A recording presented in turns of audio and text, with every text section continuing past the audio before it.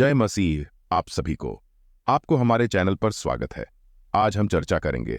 यह बाइबल अध्ययन में बड़ा सवाल है कि क्यों परमेश्वर ने शैतान और उसके गिरे हुए दूतों को उनकी बगावत के बावजूद सीधे तौर पर नष्ट नहीं किया।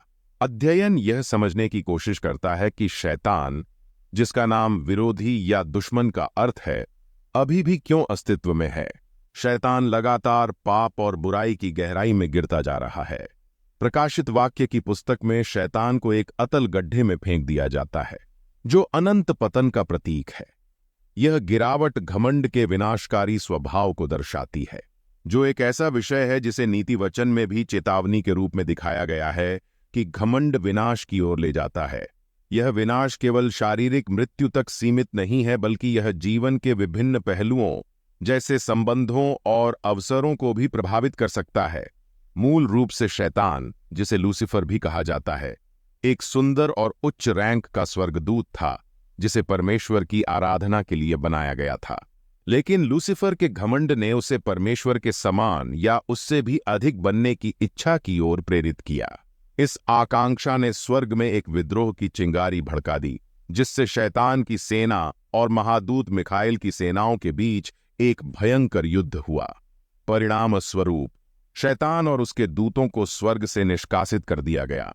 हालांकि शैतान का निष्कासन उसकी मृत्यु से जुड़ा नहीं था, क्योंकि आत्मिक प्राणी जैसे कि शैतान और उसके दूत मर नहीं सकते। परमेश्वर शैतान को इसलिए नहीं मार सकते क्योंकि शैतान परमेश्वर के स्वरूप में बनाया गया है और एक आत्मा है जो परमेश्वर के समान है। सृजन का परमेश्वर का उद्देश्य स्वतंत्र इच्छा के साथ है, भले ही इसका अर्थ यह हो कि कुछ लोग उसे अस्वीकार करने का चयन करेंगे। परमेश्वर की योजना में हर प्राणी शामिल है, चाहे वे उसकी इच्छा के खिलाफ कार्य करें या नहीं। शास्त्र शैतान के पतन के बारे में अंतर्दृष्टि प्रदान करता है। यशायाह शैतान की उस महत्वाकांक्षा का वर्णन करता है जिसमें वह परमेश्वर से ऊपर उठना चाहता था, जबकि यहेजकेल शैतान की सुंदरता और बुद्धिमत्ता का वर्णन करते हैं जो उसके भ्रष्ट होने से पहले थी। दोनों ही विवरण यह दिखाते हैं कि शैतान का पतन उसके घमंड और पाप के कारण हुआ। निष्कासन के बावजूद शैतान का अस्तित्व परमेश्वर की दिव्य योजना में एक उद्देश्य को पूरा करता है। नया नियम दिखाता है कि शैतान अभी भी मानवता को परेशान करता है, जिसमें यीशु को भी प्रलोभन देना शामिल है। यह प्रलोभन इस बात का प्रमाण है कि यीशु मानवता के पापों को सहने के योग्य हैं।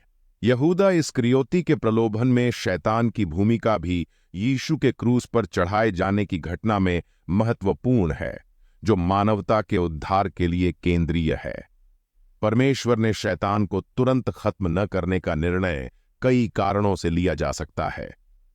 पहला, परमेश्वर का स्वभाव सर्वज्ञ में और सर्वशक्तिमान है, यहां तक कि शैतान के बारे में भी संपूर्ण समझ और योजना है।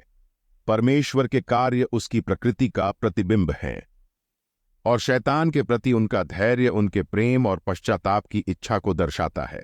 परमेश्वर स्वतंत्र इच्छा की अनुमति देते हैं, क्योंकि प्रेम बिना चुनाव के वास्तविक नहीं हो सकता।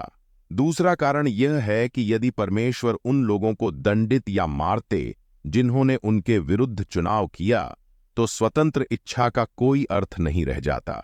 सच्चा प्रेम और विश्वास स्वैच्छिक चुनाव से उत्पन्न होता है, न कि जबरदस्ती से। इसके अलावा शैतान का अस्तित्व और उसके कार्य उद्धार की एक बड़ी कथा का हिस्सा हैं। उसके प्रलोभन और उन घटनाओं में उसकी भूमिका जिनसे यीशु के क्रूस पर चढ़ने की स्थिति बनी, वह उद्धार की कहानी का अभिन्न अंग हैं। परमेश्वर की योजना में शैतान जैसे नकारात्मक तत्वों का भी उपयोग अच्छे के लिए होता है। अंततः शैतान और उसके दुष्टात्माओं का अस्तित्व स्वतंत्र इच्छा, उद्धार और आत्मिक विकास के विषयों से जुड़ा हुआ है। शैतान द्वारा उत्पन्न चुनौतियां विश्वास की परीक्षा और उसे सुदृढ़ करने का कार्य करती हैं, जिससे आत्मिक परिपक्वता में वृद्धि होती है। अंत में शैतान और उसके गिरे हुए दूतों को उनके विद्रोह के बावजूद जीवित रहने देने का परमेश्वर का निर्णय उनकी संपूर्ण योजना, स्वतंत्र इच्छा के महत्व और उनके कार्यों से होने वाले अधिक अच्छे से जुड़ा हुआ है। यह दृष्टिकोण परमेश्वर के स्वभाव और उनकी सृजन के उद्देश्य के प्रति गहरी चिंतनशीलता को आमंत्रित करता है। अगर आपको वीडियो पसंद आया तो वीडियो को लाइक और शेयर करें। चैनल को सब्सक्राइब करना न भूलें ताकि आप कोई भी नया अपडेट मिस न करें। प्रभु आपको आशीर्वाद दें। धन्यवाद।